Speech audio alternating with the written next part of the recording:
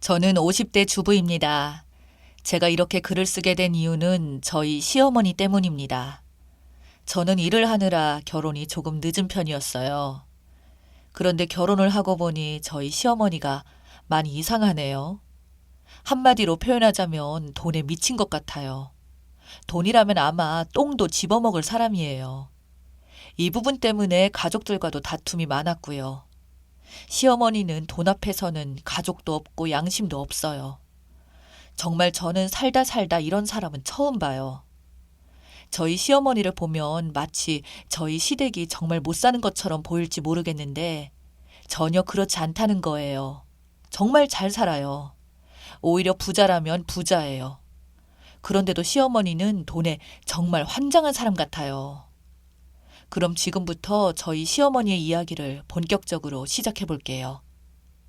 우선 첫 번째로 시어머니의 반찬이에요. 이건 알뜰하다는 것을 넘어서서 정말 눈뜨고는 못 볼 지경이에요. 저는 결혼 후 그런 시어머니의 모습이 떠올라서 시댁에 가면 지금도 밥을 잘 안 먹어요. 제일 기억에 남는 부분이 수박 껍질로 반찬을 만든 부분이었어요. 저는 시댁과 같은 지역 사람이 아니어서 수박 껍질로 반찬을 한다는 소리를 처음 들어보긴 했어요. 그것이 나쁘다는 것은 아닙니다. 제가 요즘 느끼는 부분은 어디 여행을 다니다 보면 우리나라 음식이 정말 다양하다고 느끼거든요. 정말 자랑스러운 부분이기도 하죠. 그렇기 때문에 그러한 부분을 비난하는 것은 결코 아님을 다시 한번 말씀드리고 싶습니다. 문제는 가족들이 다 먹고 난 수박 껍질을 버리지 않고 반찬을 해요. 지금 생각해봐도 속이 안 좋아지는데 그냥 상상하지 마시고 들어주세요. 그 남은 수박 껍질은 가족들의 입이 닿았던 부분 있잖아요. 그것을 따로 정리, 그러니까 깨끗하게 씻거나 잘라내거나 그런 작업 없이 그냥 반찬으로 만들어요. 다른 분들은 어떻게 하실지 모르겠는데 저는 정말 충격적이었어요.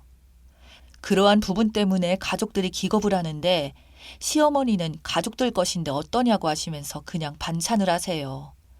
그럼 가족들 그 누구도 먹질 않죠. 수박 껍질에 이빨 자국이 그렇게 있는데 누가 먹고 싶겠어요. 아니, 다들 밥을 잘 안 먹어요. 하지만 시할머니만 정말 맛있게 밥을 먹죠. 그런데 그러한 일이 정말 많다는 것이죠. 그리고 제가 또 충격을 받은 것이 밥을 주걱으로 푸잖아요. 그러면 거기 남아있는 것이 아깝다고 그 주걱을 입으로 쪽쪽 빨아서 먹고는 그 주걱을 씻지도 않고 그냥 다시 밥을 퍼요. 이러한 이야기를 저희 엄마에게 했더니 엄마는 옛날 사람들 다 그랬다고 그거 별거 아니다 하셔서 저도 그러려니 하고 넘어갔는데 시댁에 제사 갈 일이 몇 번씩 있어요. 그런데 그 제사 때 사단이 난 거예요. 평소에 돈에 집착을 하던 시어머님이 제사상 차린다며 시장을 보러 가셨는데 굳이 시어머님 당신이 시장을 봐야 한다고 가셨어요. 저희에게는 집에 다 정리를 하고 있으라고 하셨고요. 그리고 동서와 저는 음식을 하고 있었는데 시장을 다녀온 시어머님이 과일을 냉장고에 다 넣더라고요.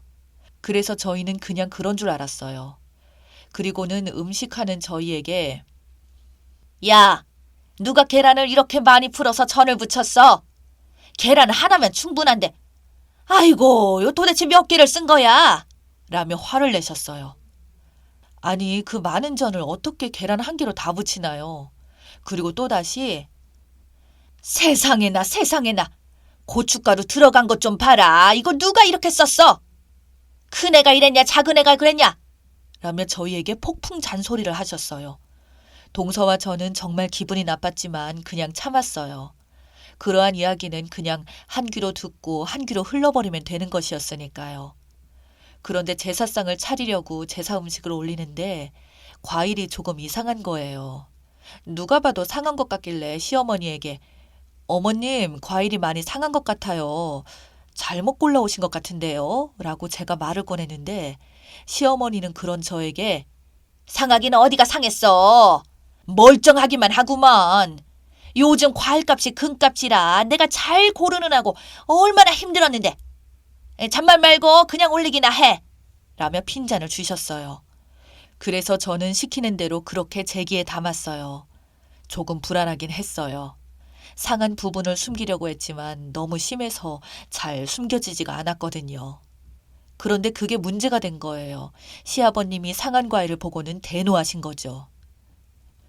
그네야, 제사상에 상한 과일을 올려놓는 사람이 어딨어? 다시 가지고 오너라! 라고 화를 내셨습니다. 저는 시어머니에게 가서 어머님, 아버님께서 과일 상했다고 화나셨어요. 라고 말을 했는데 시어머님이 주방에서 나오더니 시아버님에게 대뜸한다는 소리가 아니, 과일이 상하기는 어디가 상했다는 거예요. 그리고 어차피 죽은 사람들이 먹는 것을 그냥 아무거나 놓으면 되지 뭘 그렇게 신경을 써. 지금 시장 가봐야 과일값이 금값이야. 금값. 누가 미쳤다고 그 가격에 과일을 사. 라며 큰 소리로 이야기를 했고 그리고 시아버님이 그런 시어머님에게 이런 정신 나간 여편네 같으니라고 라면서 상에 올려있던 과일을 바닥에 던져버렸어요. 완전히 난장판이 된 거죠. 시아버님이 화가 정말 많이 나신 것 같았어요. 그래서 저희 남편이 급히 가서 과일을 다시 사가지고 오면서 우선 일단락이 되었는데 그날 썩은 과일 사건은 친척들에게 두고두고 화제거리가 되어 입에 오르내렸어요. 그 과일 몇 개가 비싸면 얼마나 비싸다고요. 나중에 가족들이 다 먹을 거잖아요. 그리고 동서가 저보다 결혼을 일찍 해서 더 많은 일이 있었는데 동서한테 따로 들어보니 정말 좀 심각한 수준이더라고요. 같은 동네 친척들이 많이 살고 있어요. 그런데 밭에 심어져 있던 그런 친척들의 배추나 부추 그리고 여러 가지 과일들을 시어머니가 마치 자기 것이냥 그냥 가지고 간대요. 친척들이 그런 시어머니를 나무라면 그런 친척들에게 오히려 아이고 그것 좀 나눠 먹으면 어때서 그걸 그렇게 욕심을 부리네. 사람이 진짜 그러면 안 되는 거야. 라며 오히려 더 크게 화를 냈다고 합니다. 정말 온 동네에서 알아줄 정도였죠. 그런데 동서는 저에게 그보다 더한 일이 있었다면서 이야기를 해줬는데 정말 대단하시더라고요. 시할머님이 돌아가셔서 장례를 치르는데 시할머님은 시어머니와는 달라서 성품이 아주 좋으셨나 봐요. 어려운 사람들을 돕는 그런 분이었대요. 그런 분이 저희 시어머님과는 전혀 맞지가 않았겠죠. 그런데 시어머님은 시할머님이 돌아가신 것에 대해서는 아무런 관심도 없었고요. 오로지 들어오는 부의금 봉투에만 관심이 많더래요. 그래도 몇십 년을 보고 사신 분인데 너무하다 싶더라고요. 시할머님이 동서에게도 참 잘해주셔서 동서도 많이 참 좋아했더라고요. 그래서 동서가 그런 시할머님 생각에 눈물을 흘렸는데 그런 동서를 보며 시어머니가 갑자기 부르더니 예, 너는 재수없게 왜 울고 그러니 눈물도 안 나는데 억지로 그렇게 연기하지 말거라 라고 말을 하며 혼을 냈다고 합니다. 그리고는 오로지 부의금에만 관심을 가졌대요. 예, 너희 작은아버지 손님인가 보다. 너희 작은아버지 손님이 더 많구나. 설마 너희 작은아버지가 부의금을 달라고 하진 않겠지? 달라고 하면 어쩌니? 그랬다고 해요. 동서는 그 모습에 아주 소름이 끼쳤다고 해요. 아무리 돈에 환장을 해도 그렇지 돌아가신 사람의 영정 앞에서 뭐하는 짓일까 싶었대요. 그렇게 장례식이 끝나고 시아버님이 가족들을 모아놓고 회의를 했대요. 부의금 들어온 것도 서로 본인들 거 확인해서 나누자꾸나. 너희들도 여기저기 부조 많이 한 거 그대로 돌아온 것이니 그렇게 하는 게 맞을 것 같구나 라고 말을 했대요. 그리고 대부분 그렇게 하잖아요. 그런데 시어머니가 갑자기 끼어들더니 이거 얼마나 된다고 그걸 나눠 가져. 나눠 가지긴. 그런 거 원래 큰 집에서 다 갖는 거야. 그랬다고 해요. 하지만 시아버님은 아니 무슨 소리를 하는 거야? 동생들 거야 당연히 나눠 갖는 거지. 당신 헛소리 하지 마. 라고 말했고 시어머니는 안절부절했다네요. 정말 이제 제정신이 아닌 것 같았대요. 그런데 시할머님의 성품을 닮은 작은 어머님과 고모님들이 아니에요. 그거 몇 푼이나 된다고. 오빠가 제일 고생했잖아요. 그냥 오빠가 잘 챙겨요. 그래요 형님. 저희는 괜찮아요. 형님이 항상 고생이 많지 괜히 이런 걸로 얼굴 붉히지 맙시다. 라며 시아버님을 말렸다고 합니다. 그런 모습을 뒤에서 지켜보던 시어머니 얼굴에 웃음꽃이 만개를 했고요. 동서는 그런 시어머니의 모습에 정이 뚝 떨어졌다고 해요. 그리고 이야기를 듣고 있던 저도 정이 뚝 떨어졌고요. 정말 돈에 너무 환장한 사람 아닌가요? 참, 그리고 시할머님 돌아가실 때 시어머니가 그렇게 시할머니의 귀금속을 엄청 찾았대요. 고모님들이 잘들 사셔서 그동안 시할머니께 많이 사다 주신 모양이에요. 그 귀금속을 한 달은 찾아다녔다고 해요. 그런데 결국 못 찾았다고 분해하셨어요. 시어머님은 지금도 그 이야기를 가끔 하는데 그 할망구가 그 큰 부치를 어디다 둔 거야? 다리가 달린 것도 아니고 이상하단 말이야. 아무리 찾아도 없으니 귀신이 코칼 노릇이야. 라고 한탄을 하곤 했어요. 하지만 그 귀금속은 저와 동서만 알아요.